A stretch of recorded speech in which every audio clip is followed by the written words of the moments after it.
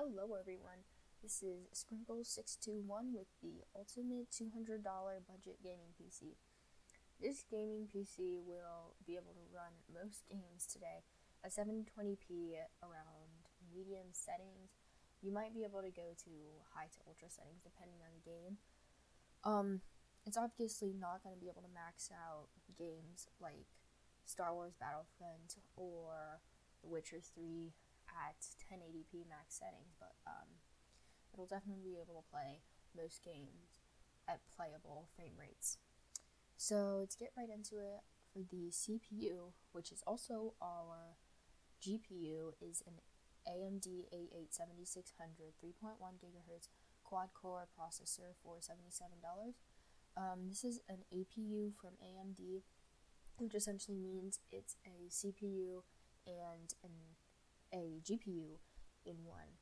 So it's a solid processor that will definitely get the job done. So moving on to the motherboard, I went with the ASRock FM2A68M-DG3 Plus Micro ATX FM2 Plus motherboard for $39. This is a very good motherboard that will do what you want it to and doesn't cost a whole lot. It supports the processor and the RAM, which obviously is important if you want your computer to work. But anyway, it's a nice motherboard that will get the job done.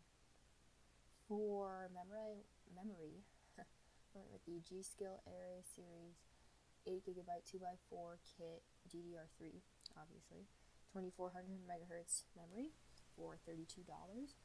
The reason I went with such a high clock speed and so much RAM is because since the GPU is also the CPU, it doesn't have dedicated memory, so it has to share the system memory, which is why it has to be faster and there has to be more of it, so that's why I chose that. For storage, I went with the Western Digital AV 160GB 3.5-inch 7200 RPM hard drive for $20. Now, obviously, this doesn't have the most storage available, but it is fairly fast for a mechanical hard drive, and you can fit a few games and obviously your OS on it.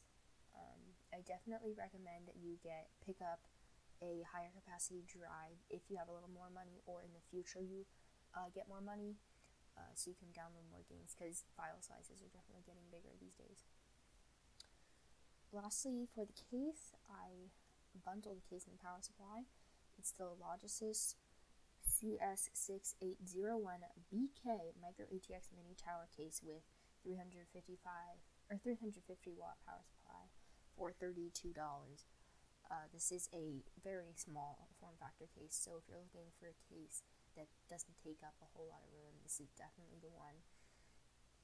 And you may criticize the fact that it has 350 watt power supplies included, because they're typically not the best, but since this build has such a low wattage, it doesn't make sense to spend the extra money to get a higher wattage and higher quality power supply.